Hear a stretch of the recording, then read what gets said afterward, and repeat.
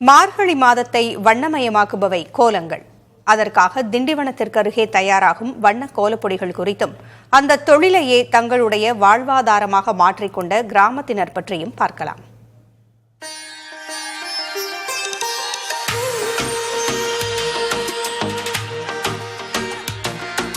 திண்டிவனம் அருகே உள்ள இருதயபுரம் கிராமத்தில் 150க்கும் மேற்பட்ட குடும்பங்கள் வண்ண கோலப்பொடி தயாரிப்பில் ஈடுபட்டு வருகின்றனர்.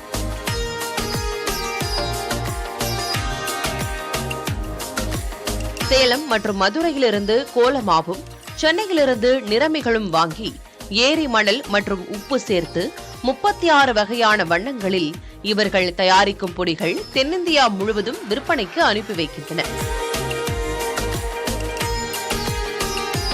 10 வண்டி அனுப்புவாங்க, 10 லாரி அனுப்புவாங்க, சில பேர் 100 மூட்டை அனுப்புவாங்க, 500 மூட்டை அனுப்புவாங்க. இங்கே வந்து விலை கம்மி, இந்த ஏரியாவில் விலை கம்மி, கலர் கொஞ்சம் நல்லா டார்க்காக இருக்கும். ஏன்னா நாங்கள் வந்து 35 கலர் விற்கிறோம், 35 கலர் விற்போம். நாங்கள் அவங்க கேட்குற விலைக்கு நாங்கள் கொடுப்போம். அதிகமான உழைப்பு தான், பொம்பளைங்க பிள்ளைங்க நாங்கள் குழந்தைங்க குட்டிங்க எல்லாருமே உழைப்பு தான் எடுக்கிறோம். மூட்டை வந்து ஒரு 600 மூட்டை வாங்குகிறோம். சாயம் வந்து 650 700 சாயம் ஒரு லிட்டரு மேலே வாங்கி எங்களுக்கு அதில் ஒன்றும் லாபம் கிடையாது. குழந்தை குட்டிங்கள் இருக்கிறதுல நல்லா நஷ்டம் தான் எங்களுக்கு. இருந்தாலும் ஓரளவுக்கு இது வருஷமாக நாங்கள் கடைப்பிடிக்கிறதுனால இந்த உழைப்பு எடுக்கிறோம். இப்போ எங்கள் வீட்டில் வேலை செய்கிறவங்க இருக்காங்களோ அவங்கள வாங்கி கொடுப்போம், எங்கள் வார்டில் வாங்கி கொடுப்போம்.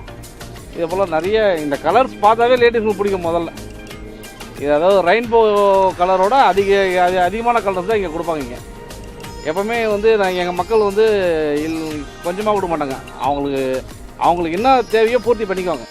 மார்கழி மாதத்தை வண்ணமயமாக்கும் திண்டிவனம் கோலப்பொடிக்கு புவிசார் குறியீடு பெறவும், மழைக்கால பாதிப்புகளை தவிர்க்க அரசு சார்பில் நிரந்தர கடைகள் அமைத்து தரவும் இப்பகுதி மக்கள் கோரிக்கை விடுக்கின்றனர்.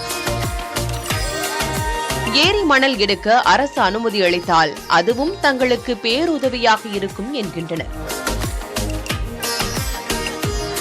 புதிய தலைமுறைக்காக ஒளிப்பதிவாளர் ஸ்ரீதருடன் செய்தியாளர் பாலவெற்றிவேல், நவநீத கிருஷ்ணன்.